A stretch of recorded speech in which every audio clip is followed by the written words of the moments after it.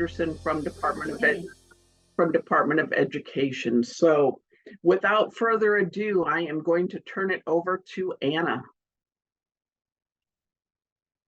Thanks, Janelle. Did my screen show up all right for everyone? Looks great. Great. Okay, thank you.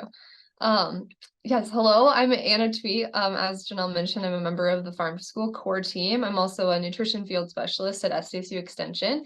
And I'm excited to get us started with our presentation today.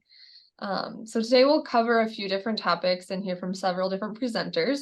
First, I will start us off with background information about Farm to School that will be helpful to consider when considering the grants that we present. And then we will introduce you to 17 different grant opportunities from all different amounts and from various project types. We know that it can be helpful to hear information directly from the source and the person that you would work with if you happen to apply for and receive a grant. So we'll have several guests joining us. Allie Bell with USDA will provide, and there she is, an overview of our main grant highlight, which is the Patrick Leahy USDA Farm to School program.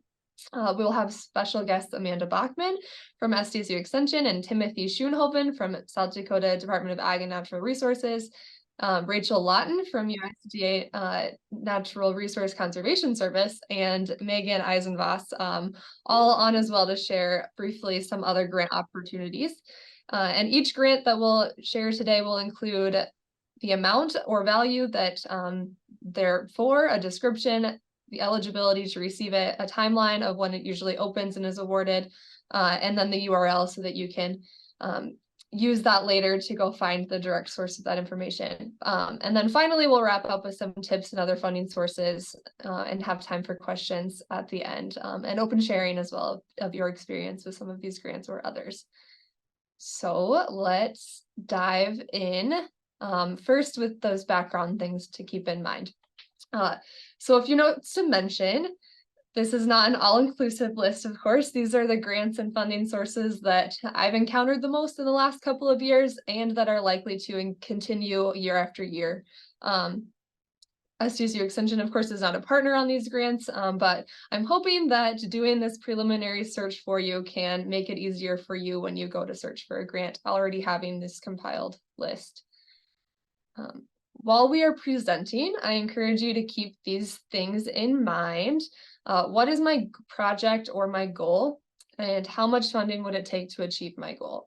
The basic rule of grant funding is to have a project in mind before seeking funding rather than finding funding and then creating a project to fit the application, because that can feel like an unmotivated project, of course. Other things to consider is what is my timeline and what partners may support the work that I have. Something else to be aware of is that food is hard to come by in funding through grants. Lots of options. There are lots of options for other portions of Farm to School, but not necessarily the purchasing of local foods. And if someone has any ideas on those, we can certainly discuss that at the end of the presentation. Remember that there are 3 core elements of Farm to School. Some of us might practice in just one of them or more than one of them, but those are local procurement, youth gardens, and local agriculture or nutrition education. So you might be interested in all of these or just one, but as we present grants, some of the grants will align with just one of these elements or even all of them. And oftentimes we know, of course, Farm to School programs overlap many of these elements into one program.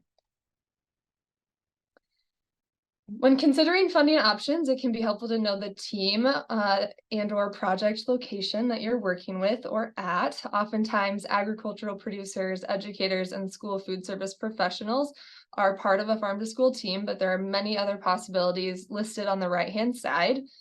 You'll find that some grants are specific to different eligible entities, such as maybe it's only eligible for a K-12 school district or a nonprofit organization. You or your partner organization may not be on the list of eligible entities, but one of your program partners might be, and they could possibly apply or be the lead applicant. It is also important to have a Farm to School team identified, of course, in those grant applications to show that your project has sustainability and is not tied to just one person. And the last background thing to think about here too is that a big part of getting awarded is being able to show how your project is impactful. Statements like farm to school increases youth's likeliness to eat fruits and vegetables is a stronger statement when it's backed up by research that shows that result. So you and I both know that there are many benefits of farm to school, such as economic development, health, food security, education, and lots more. This resource from the National Farm to School Network has a lot of great evidence-based examples of benefits to farm to school that you could possibly use to back up the statements and the benefit that you're highlighting in your grant application.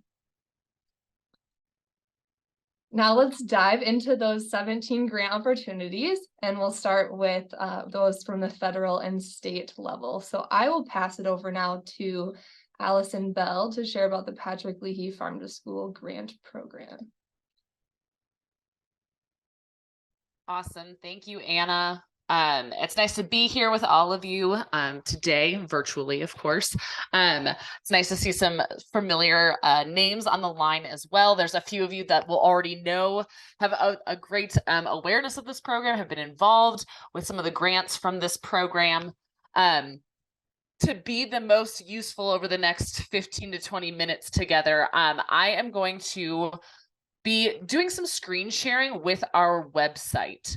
The Patrick Leahy Farm to School program is a big grant program, and it is a federal grant program. So there's a lot of moving parts to it. And I think that sometimes our materials are a little overwhelming. So I wanted to go through some of those key ones with you today. So I'm just going to pop in the chat a link.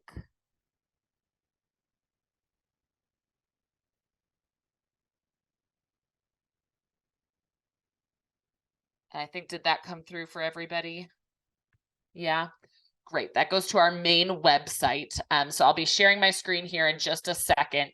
But one thing that I wanted to highlight kind of prior to getting started is that at USDA, we call this the Patrick Leahy Farm to School program.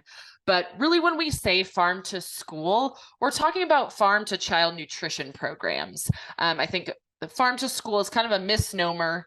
And farm to school also, I think this is really important to understand. It's not something that you need to opt into and sign away, have an MOU, have a contract to be doing farm to school.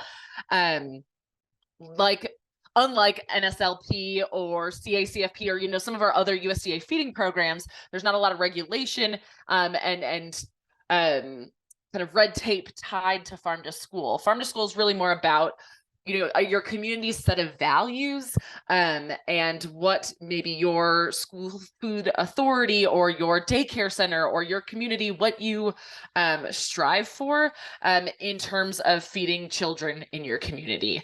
So farm to school, while yes, it can be formalized if you get a farm to school grant from USDA, schools and daycare centers and communities all over our country are doing farm to school without any sort of formalization. If they are procuring local foods, if they're growing local carrots in the garden and then serving those to kids, you're doing farm to school. If you have a lesson on how does our food grow, where does it actually come from? It doesn't just come from a grocery store. How does it get to that grocery store? You're doing farm to school. So farm to school can look a lot of different ways. And I just want to, put that out there, that it's not something like a lot of people think, oh, well, I'm not signed up for the farm to school program. It's not something that you need to be signed up for to be doing. You might be doing it already without even knowing it. So want to put that out there, and that this grant program is not just available to school food authorities or school districts. It is available also to CACFP providers and daycares. It is available to producers. There's a wide range of folks that can apply for this grant, and that's kind of what we're going to look at right now. So, sharing my screen.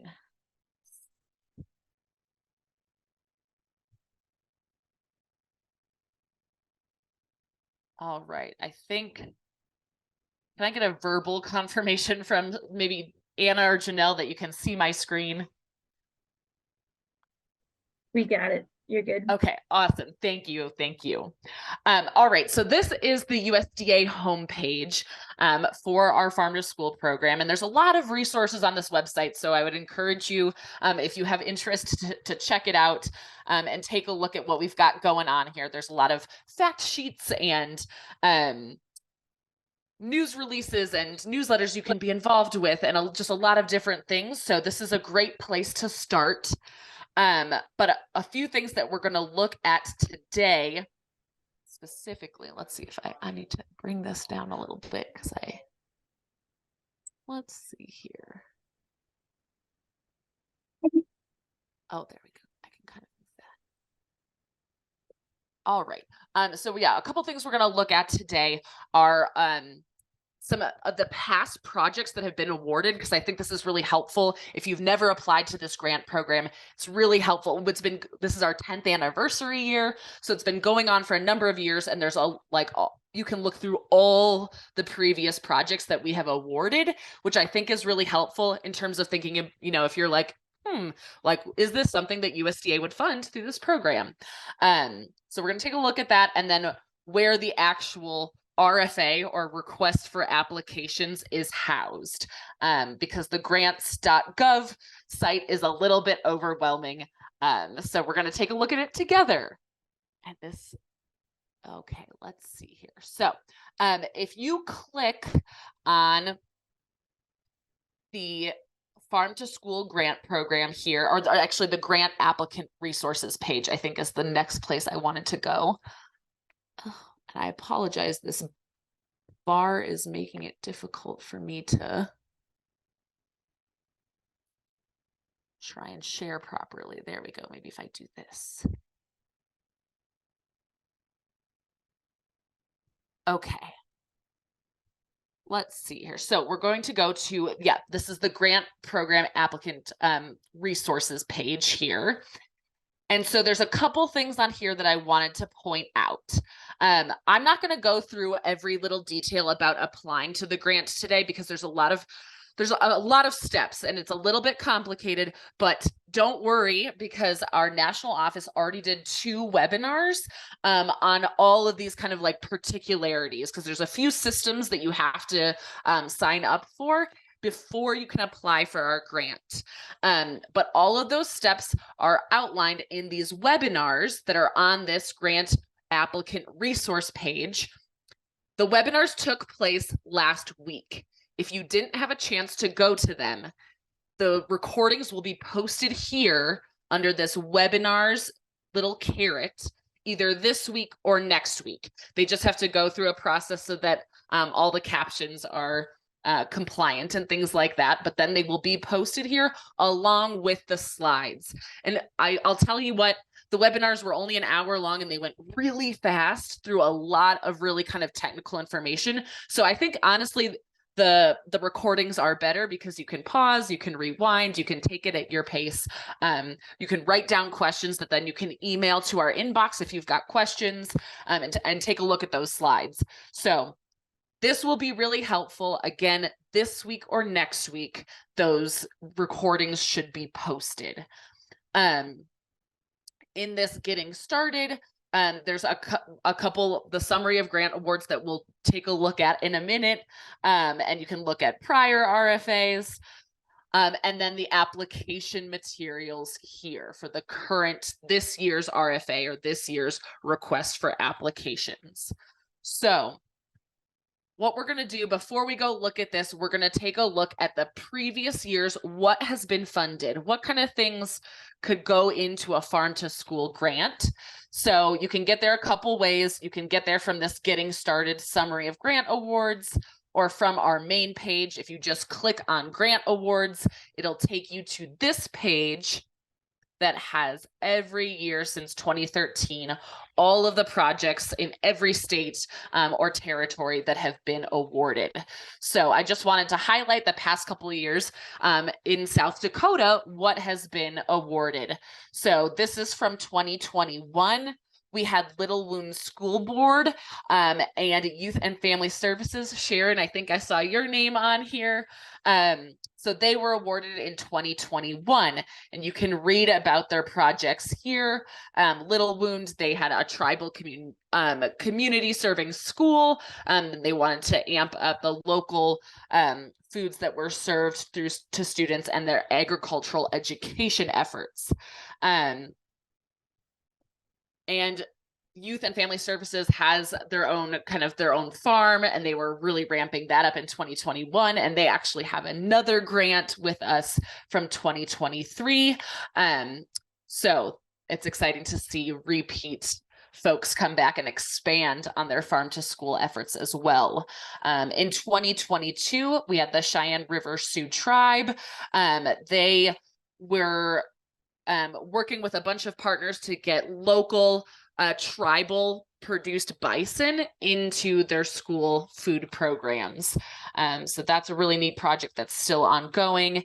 And the Gayville-Volin School District was also ramping up the local foods that they were using, and they were doing a little bit more of a planning grant to kind of ramp up and get started with more farm to school activity. So that is one option for our grant program, is using it for planning purposes. If your school, if your organization hasn't maybe done a lot of farm to school or farm to child nutrition activities in the past, but you want to start, our grant program can fund that planning, because a lot of planning needs to go into getting something off the ground, as we all know. Lower Brule Schools was also, they were doing they were getting a greenhouse so they could ramp up production in their greenhouse to then use in their child nutrition programs. And then the state of South Dakota Department of Ed had a big state agency grant. And as you can see, South Dakota State University Extension was and is involved in that grant. So as Dakota Rural Action. So a lot of partners on this call have, like I said, have been involved in this grant program in the past and are also great resources. If you have never applied and want to ask them about their experience, I highly encourage that. They can give you a more honest, from the ground viewpoint of their experience with this grant program.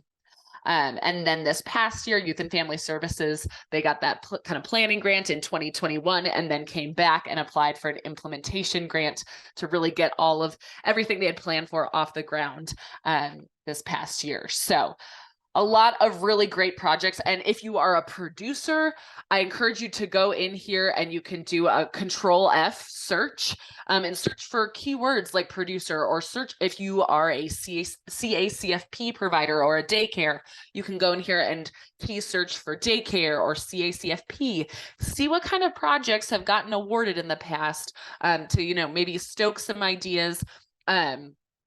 And to be talking with your partners about what's possible, or maybe that will stoke some new ideas. So these past awards are a really great use, or just a resource for you as you're thinking about what you might want to do, what you might use this money for. So definitely encourage you to look at these. And if you see any partners on here that maybe you have a relationship or know and want to reach out to them to ask them about their experience, that's also a really great resource and option. So not going to look anymore at these past awardees. We're going to move on to looking at the current year's requests for applications and kind of all of the different pieces that are involved with that.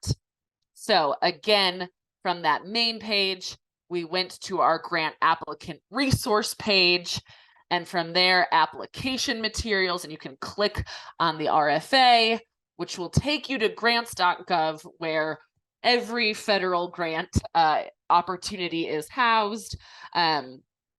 So I think that I skipped ahead a page. I think it will give you the synopsis page here first when you click on that link. And you'll want to go to the related documents page.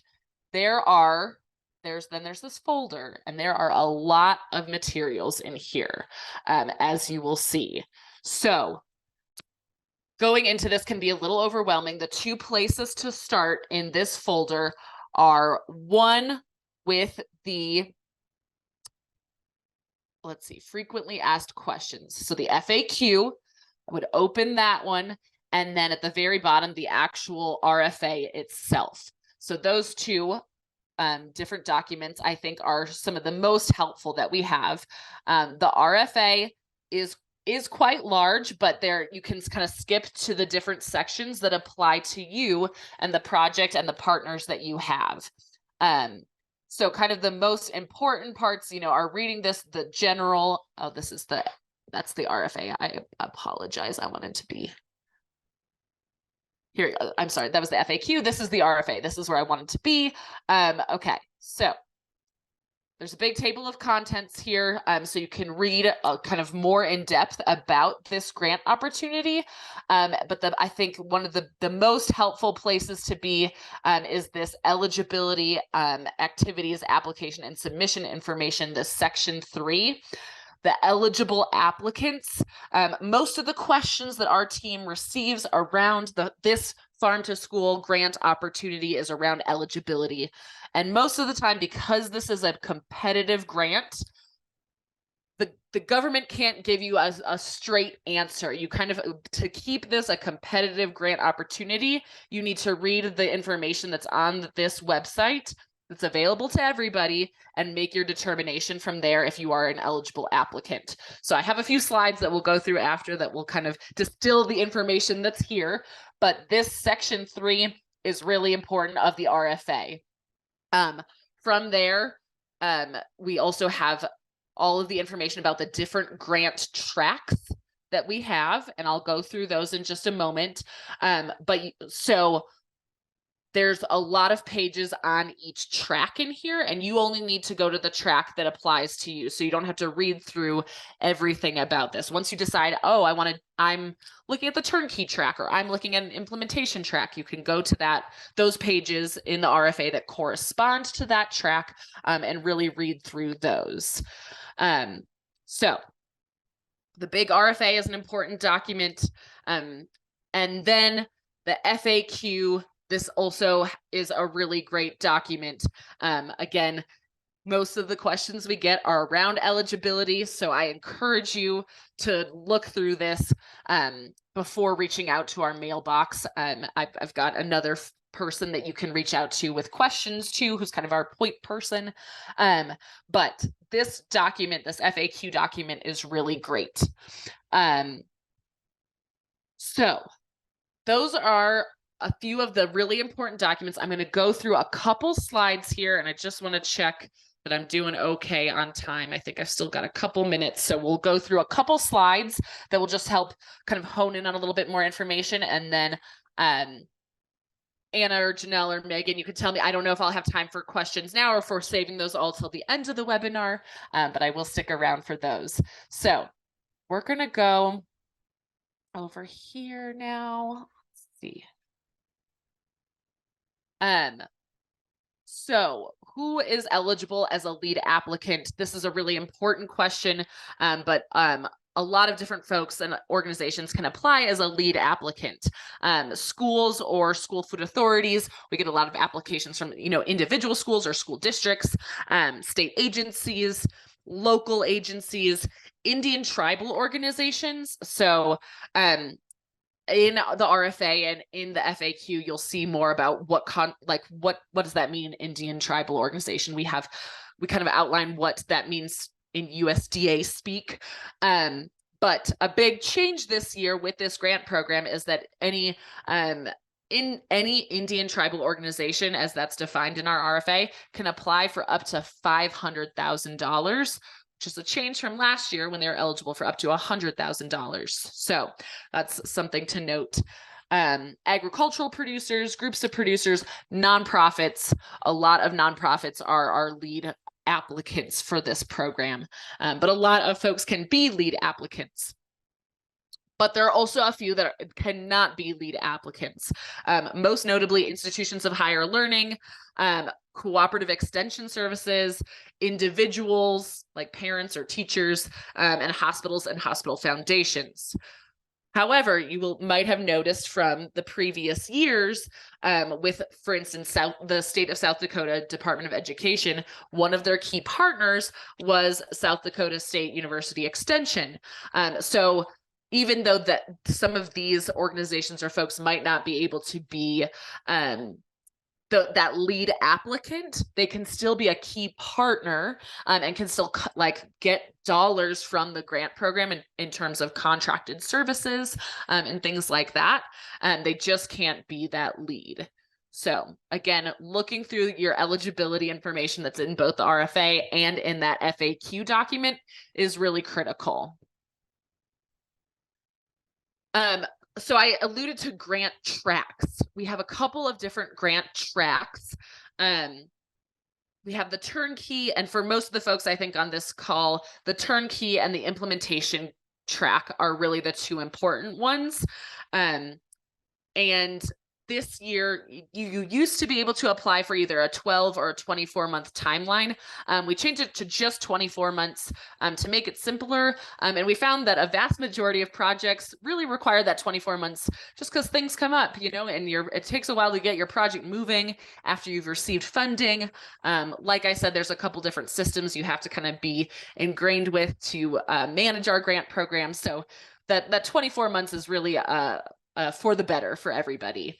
But the turnkey projects are a little bit simpler. There are already predefined objectives and goals from USDA, so that application is simpler. And you can apply for up to $50,000 on those turnkey projects. Implementation grants are usually, maybe you had a turnkey project that was a planning grant, or maybe you've been doing farm to school for a while, you have a lot of partners. Those implementation grants are more of a grantee driven application. So you have a big project in mind, you have your own objectives and goals that you really want to tailor to. And you can apply for a lot more money with these. It says here up to $500,000. Again, though, if you are not if the lead is not an ITO or Indian tribal organization or a state agency, the implementation grant, you can apply for up to $100,000. But if your lead applicant on an implementation grant is an ITO, then that can be up to $500,000. Or in cases where you have, in cases where there are multiple states involved in your implementation grant, that is also eligible then for more funding. So those are the different grant tracks. Don't think I need to really go through this again.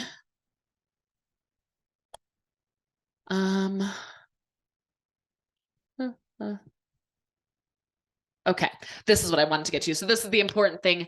Again, with questions, because this is a competitive federal grant, there are a lot of questions that I'm just not allowed to answer. Unfortunately, some of the simpler things that are in the ARC can be found in the RFA, I can answer. And I always want to be a resource. I can always direct you to the place where you can find the answer, or to a person who can get you a better answer. But again, with the competitive nature of this grant, all questions, if you are reading through the RFA and you have a really specific question about the RFA, you can send it to this mailbox. And then Anna Aerosmith, who's in our office, she's a grant officer. If you have a question, I would recommend you just put both of these on CC for your question, and they can provide more. So I think that concludes what I've got. Anna, I'll pass it back over to you if you want to do questions now or at the end, either way. We can do questions. Wait till the end. Okay. Yeah. Sounds great. Yep. I will just get back to my screen. Thank you, Allie. And next up, I think Rachel is joining us. So we're going to cover another USDA grant, this one from the National Resource Conservation Service. And I'll let Rachel explain this. Rachel, do you need share screen access? Yes. Okay, I'll stop mine and you should be able to share yours.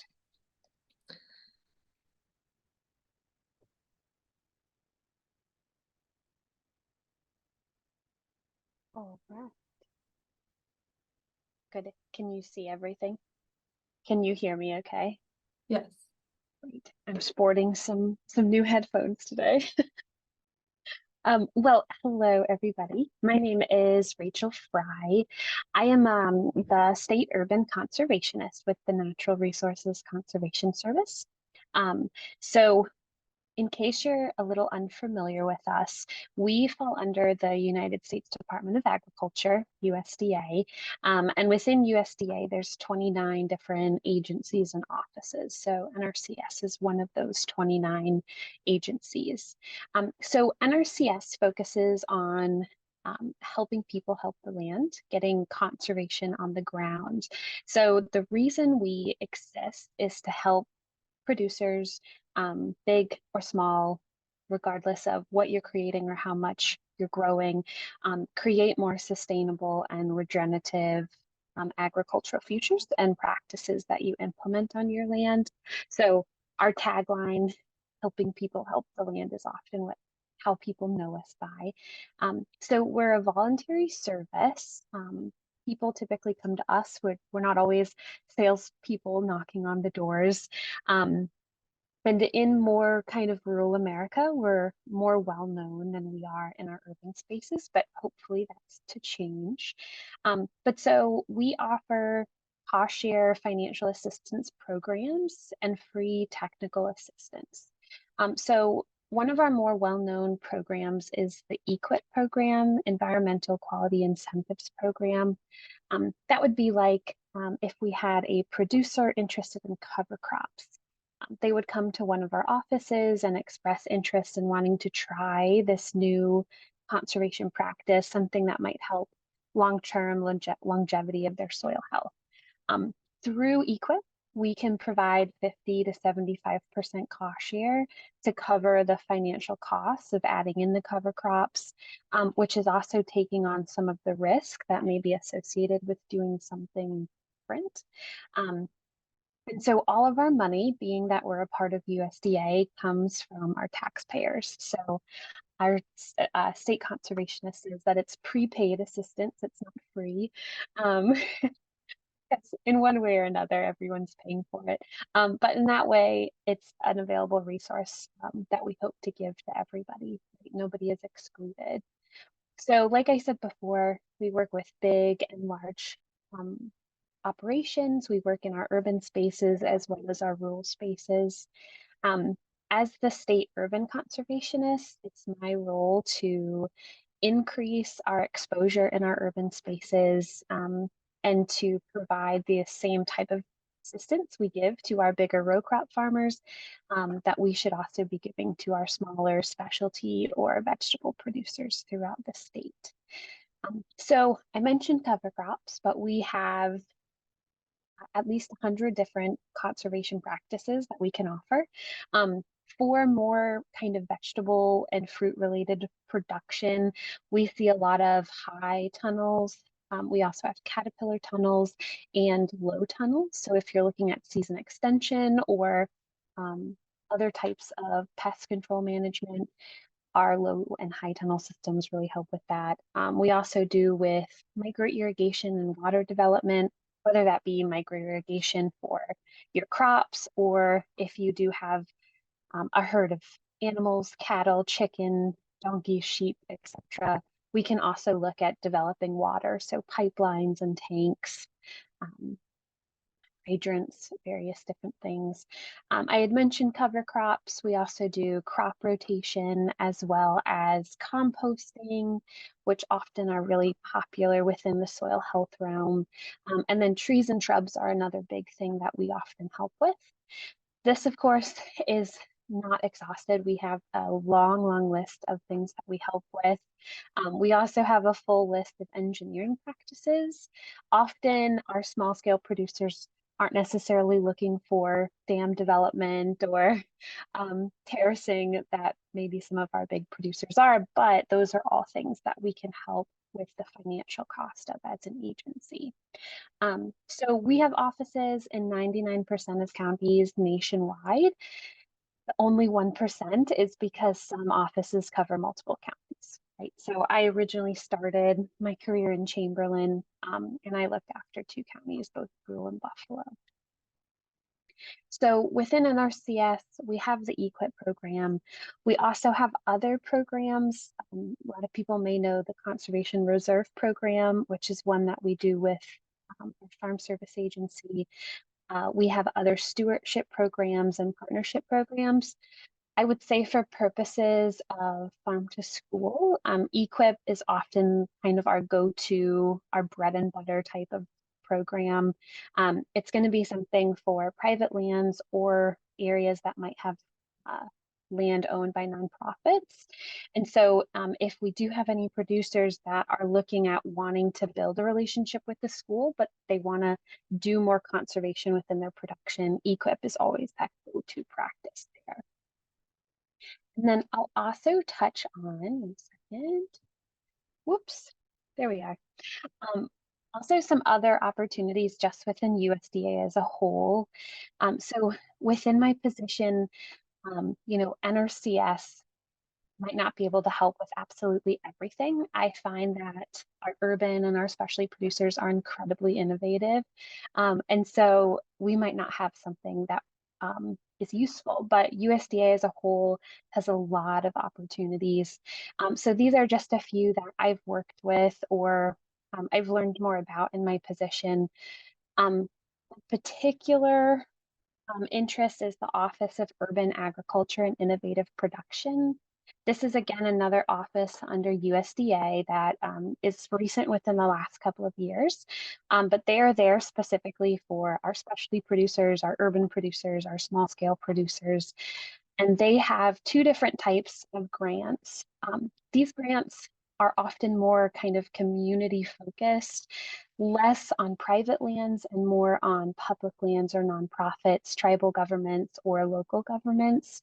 And that can often be places NRCS can't, we don't always have eligibility. So, maybe you are a school looking to do school gardens, or you are a nonprofit or some type of tribal government looking to expand a community project.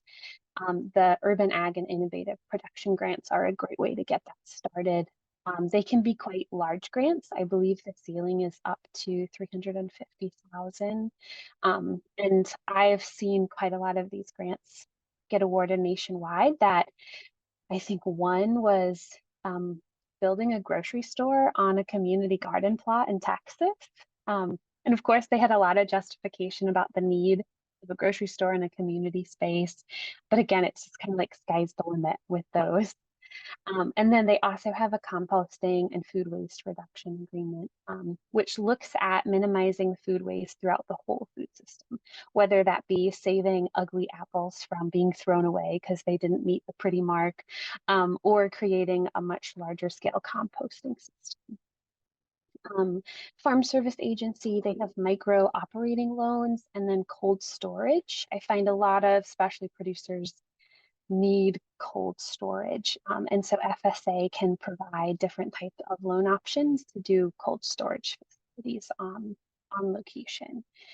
Risk Management Agency, that is where crop insurance is held.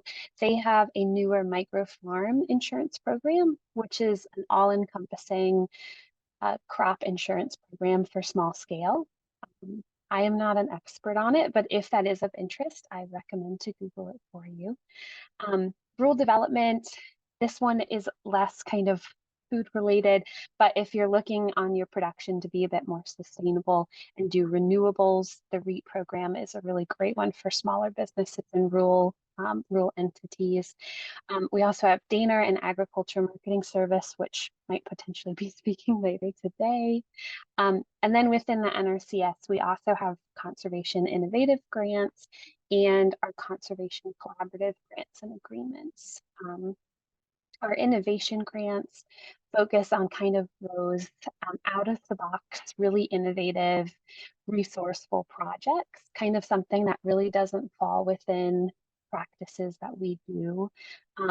For example, I have a producer out west who wanted to look at heating his water tank with compost.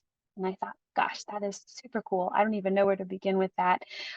We don't have a practice for it, but we could potentially fund that practice through our innovation grants. Um, and our collaboration agreements work more with developing a partnership and kind of figuring out what both entities on our partnership, NRCS, and another organization can provide. And potentially that might be an organization that is looking to increase farm to school in their area. How can we kind of have a mutual benefit between NRCS and that organization?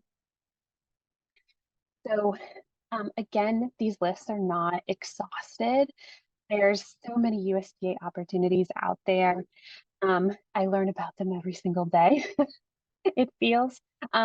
So I will just leave you with my contact information. If you have questions about the EQIP program or various practices that you're interested in implementing, give me a call or email me. If you find a USDA grant that you're a little unsure of, also give me a call. If I'm unsure of it, I will find somebody in the agency that can provide you better insight and guidance through the process. So yes, that is me, and I will give it back to you, Anna. Thank you, Rachel. So now we're going to jump to some state funding sources, and Amanda Backman is going to share her screen and tell us a bit about the SARE program. All right, let me get the right window here. Okay, so I'm actually going to tell you about two things that SARE does. So I am one of the state co-coordinators for SARE, Sustainable Ag Research and Education. We are also under USDA, or at least our funding comes from USDA.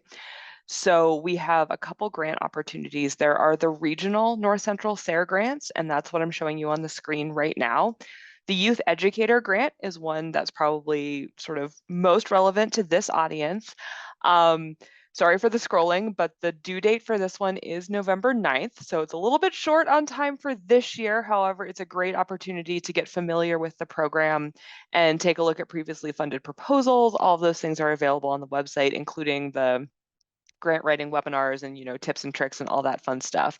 Also, David Karki and I were both the co-coordinators for South Dakota. We're available to answer questions. I'll say probably not for this grant cycle though, just because of the short turnaround time. But these are proposals that are up to $6,000. So it's not a super big pot of money for each individual program or each individual proposal, but it is available. You can see all the funding stats and that kind of stuff. And this is, for anything that's sort of answering a research question. So it's not just like, hey, I need $6,000 to build a high tunnel. We're using the high tunnel that we have to answer this research question. And you can kind of take a look through there of, all the previous proposals. We also have state-specific money. So if you go to SARE in your state, and we're just going to use South Dakota as the example, and you click on South Dakota, you'll find our contact info, but also our mini grants and travel scholarships.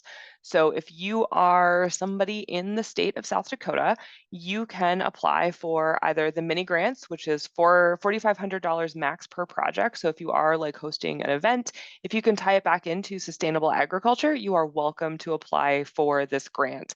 We have some examples of who can apply, but it's not exhaustive. And really it's anybody, a teacher, a youth educator, somebody who, wants to do sustainable ag programming, go ahead, submit an application. It's a short one. It's like a 2-pager PDF. And then we also have travel scholarships. So if you are wanting to go to a conference that is focusing on, some aspect of sustainable ag and you want some travel assistance, you can apply for, I want to say it's $500 for in-state or $1,500 for out-of-state. We take both the travel scholarships and the mini grant applications on a rolling basis, and they're funded sort of as we have funding available. So the past couple of years, we have not gone through all of the money that we've budgeted for these programs. So highly encourage folks to apply. The state mini grants have a super high success rate. And if you apply and the board who's evaluating your proposal thinks that it doesn't meet, or maybe we want more information, like we'll reach out for feedback and you can resubmit and, be reconsidered for that funding. So that's what I've got from Sarah. Happy to take any questions at the end, or feel free to shoot me an email. We also have resources available, printed things and books. So if you're poking around the SARE website and there's a title that you're interested in, let me know. I might have it on my desk shelf and be able to send it to you. Thanks, Amanda. All right. We have Timothy Schoenhoven joining us. And Timothy, I'll let you talk about the grants you had, the specialty crop block grant.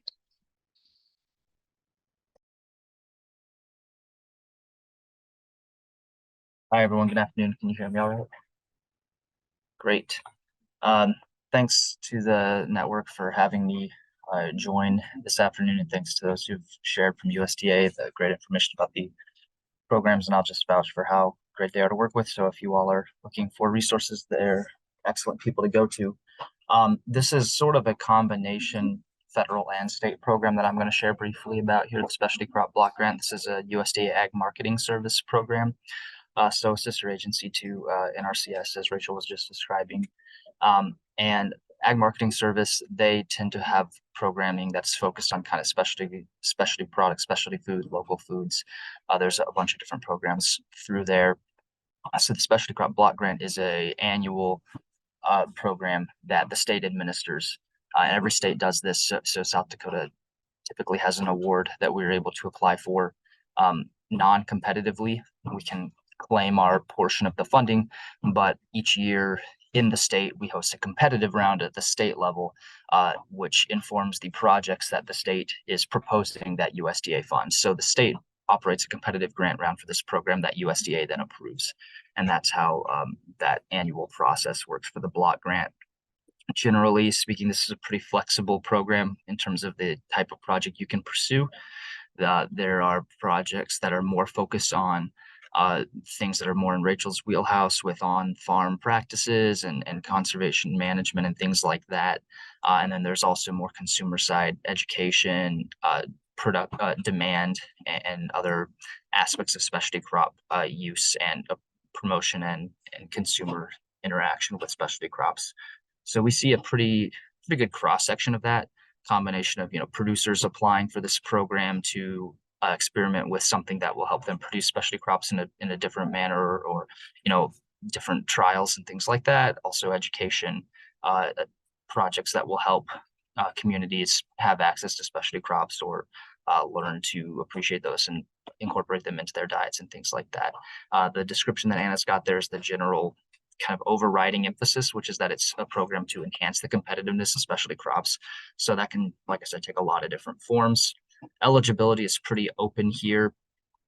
I believe that it was Allie talking earlier about the resources and methods for kind of identifying whether you're eligible for this is fairly straightforward for this program.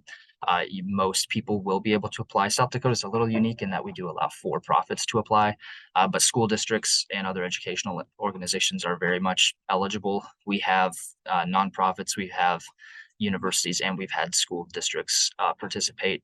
We have some very successful projects that have been run by school districts. So for those of you who are in the farm to school space and in the education space, this is a program that can definitely be useful for you if you're interested in doing something like an example that we have is Edmonds County School District up in Roscoe, about 45 minutes west of Aberdeen. They have a really cool project where they're doing some kind of education and integrating honeybee raising and honey production into their school curriculum across a number of different grade bands.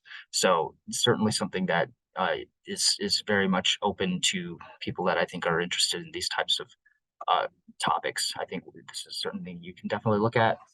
I don't have a whole lot else to say other than the fact that this typically comes out in the winter time. So I try to put the opportunity, I try to open that up and have that request for proposals that you would be responding to become available sometime, usually in late January, early February. This does tend to be quite tight. I'm sorry, Anna, I just now saw your message to me. But the timing of this annually does tend to be very, very tight because USDA will release their announcement and then the state has to respond to that in a certain period of time. And in order to do that, we have to run our competitive grant round. So if you, these materials, if you go to our website, you'll find last year's request for proposals. There's also a checklist, which will help you understand the information that you'll need in order to be able to apply and be a competitive applicant. And a lot of the thematic content and a lot of the topical, reference points as to what you're looking at with this program are consistent year over year. So if it's environmental sustainability or, consumer adoption of different, consumption habits, just education, you can kind of look through those materials, see how you can structure an application. And then one other thing that I will plug in here, similar to what I think Allie mentioned, is the Ag Marketing Service also maintains public information about projects that have been funded in the past. That specific link is from 2023. I suppose I could include maybe more useful is the landing page where they have a number of years. So if you're interested, you can go into one of those links and just search for South Dakota, and then you can see the projects that have been funded in the past, which might give you some insight into the different things that people have used this program for. Great, thank you, Timothy. So we're gonna breeze through kind of about 10 more in the next 10 minutes. And the first one that I have here is the South Dakota Community Foundation. Of course, this one is another South Dakota based one. This award has been funded in all 66 counties of South Dakota. It's unrestricted in amount, and the intention with these grants is to support culture, economic development, education, financial literacy, and health and human services. So certainly Farm to School could qualify under many of those topics. Nonprofits are eligible and applications are accepted on an ongoing basis. And the other one in South Dakota is the Wellmark Good and Healthy South Dakota Hometown Community Award. And it's the value of these includes an award as well as funding. So you have to already be participating in some health promoting activities, and the link at the bottom there will say what those priorities are. And I am not going to pull it up since we're low on time, but for example, gardens and farm to school programs are all stated. So if you're already doing any amount of farm to school, you probably qualify and could get additional funding to do your program. Other national programs that we can look at that are not federal but are national in scope come from the Whole Kids Foundation, which Megan is going to tell us about, and then a couple more after that. Hi everyone. Yes, I and my husband Dan here have applied for and been granted this Whole Kids Foundation. We co-own and operate Iron Fox Farm, which is an urban farm here in Sioux Falls, South Dakota. And Dan can speak more to the Whole Kids Foundation process. He's our main grant application submitter. Yeah, so last year we were awarded $3,000. I don't remember how many programs they award, but that application, if you've never done any sort of grant application before, I would recommend pursuing that one in particular first. It's fairly simple. I believe there's less than 30 questions that you have to answer, some quite in-depth. But if you're starting off with a new idea or you haven't done this before, I would very much recommend that. And then there really aren't a whole lot of strings attached. So you get a check for the money and you get some resources for curriculum, and they want you to post on social media with some of their handles and tags. And then they ask you to do a follow-up at the end. And I didn't know what to expect at the end, and we were good stewards of the money, but they don't really ask you how you spent the money, and they just have the faith that you're going to do the right thing with what they're giving you with the garden. And I'd be happy to answer any questions now, or you could email Megan specifically, and we could answer questions about it. But it honestly was the easiest $3,000 that we came across for Iron Fox Farm so far. And so again, I would recommend it. That you can only be granted once every 5 years, though. So if you get it once, now we have to wait another 5 years to apply. And they have a few other grant options also. So we were awarded the Grow More Good No, if you go to kids gardening, there's a long list of small grants that you can get. And the Grow More Good, I think, is Scott's Miracle Grow that puts one on. There's a youth gardening grant. There are a number of grants listed on that kidsgardening.org website. The thing with that is the entry is pretty low, the bar to entry. So those grants are very simple. You could probably fill them out in an afternoon. But because of that, there are many, many applicants. So from my experience, our success rate we haven't had any success with any of those grants, which may speak to the population we work with. And if you're working with a more high needs population, then perhaps you would have a higher chance of being granted that. And I know there have been a number of South Dakota schools and programs that have gotten a kids gardening grant or a Grow More Good grant.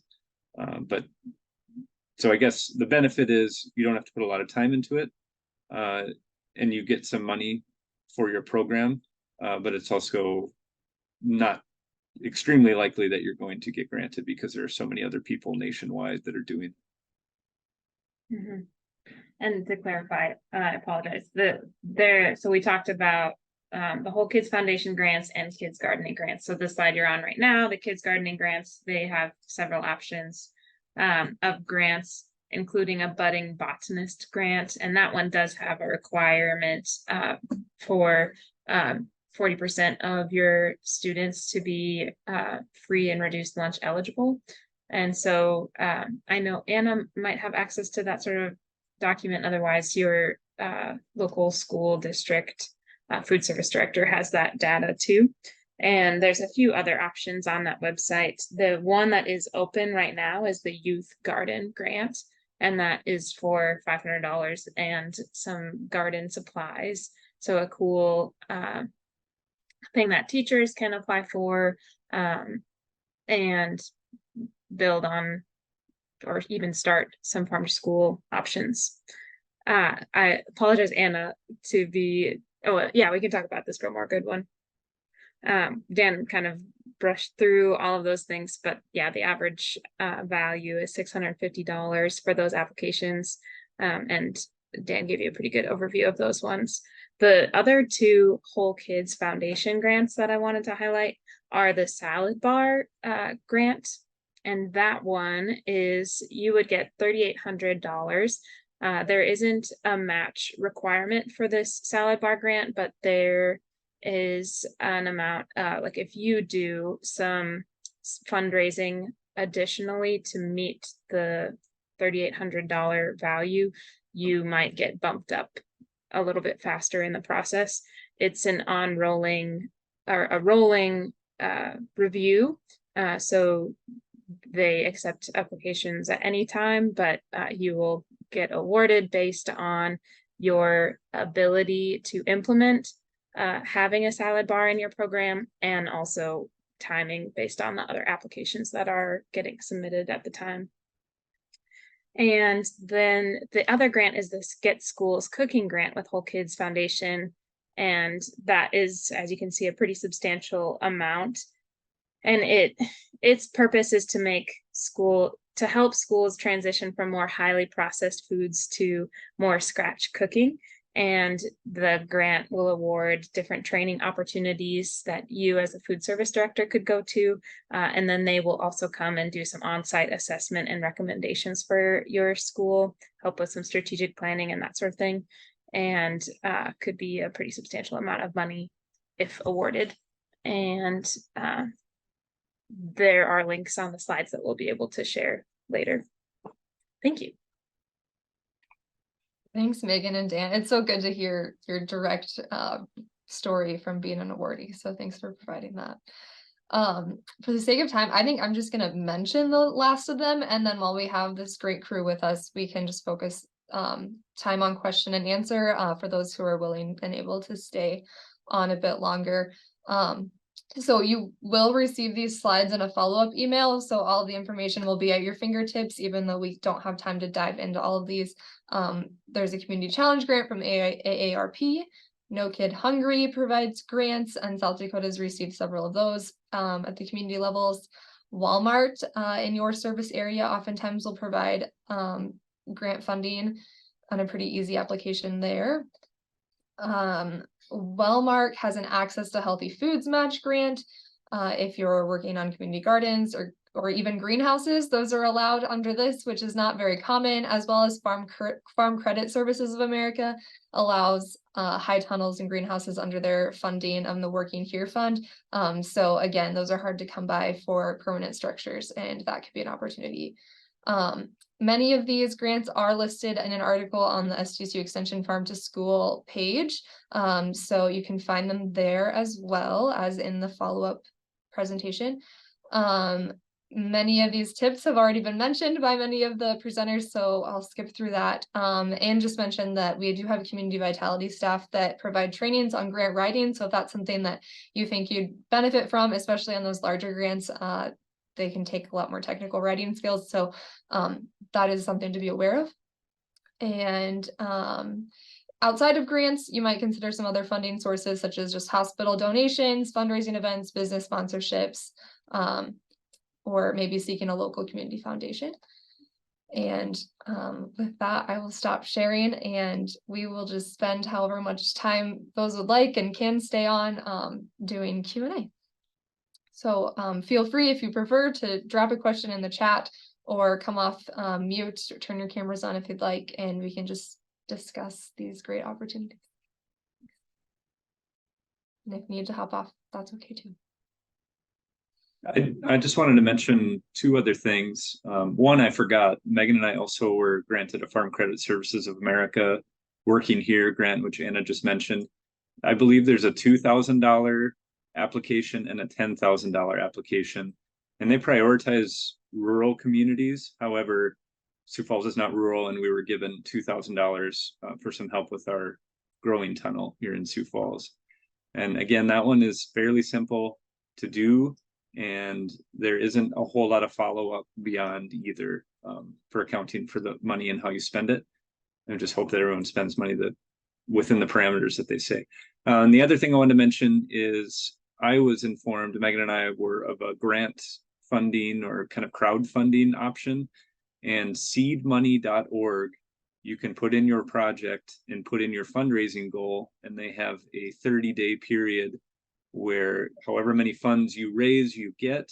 And then they have different challenges and matches that Seed Money, that organization, will give to you based upon how fast you raise it, or I think they rank your projects too, and what they think is most beneficial, and they will give you additional money on top of your fundraising goal.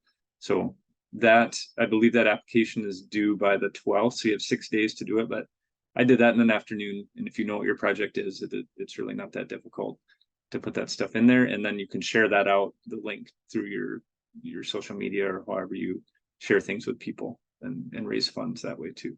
So I just forgot about those two. That's great. Thanks for mentioning that, Dan.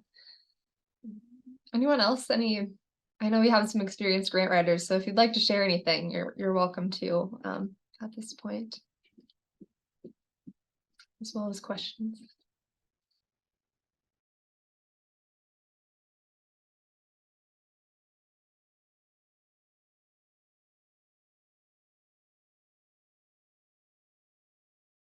It looks like oh, Sharon, you got something?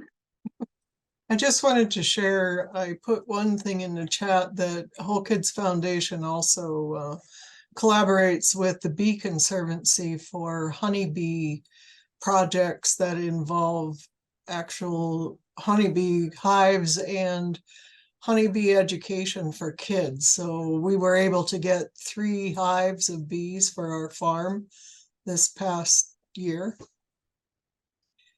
And what else? I was going to mention, we received one from the Farm Credit Services that was a match for our Wellmark Foundation grant, which was a match for our Farm to School Foundation or Farm to School grant. So I have a spreadsheet of about 7 or 8 funding sources that were matches for matches, but it's a good problem to have. So thank you. Thanks for sharing. Thanks for sharing. So thanks to all the presenters today for sharing. What great opportunities we have in South Dakota for some funding. So like I said, Anna said, we'll get the slides or the webinar out, or are we putting out the slides? I can't remember. Help me, Anna. Let's do both. We will have the recording and the slides either way. Okay, great. And so again, thanks for attending. Thanks for all you're doing. And we'll look forward to seeing you at the next quarterly meeting. Bye.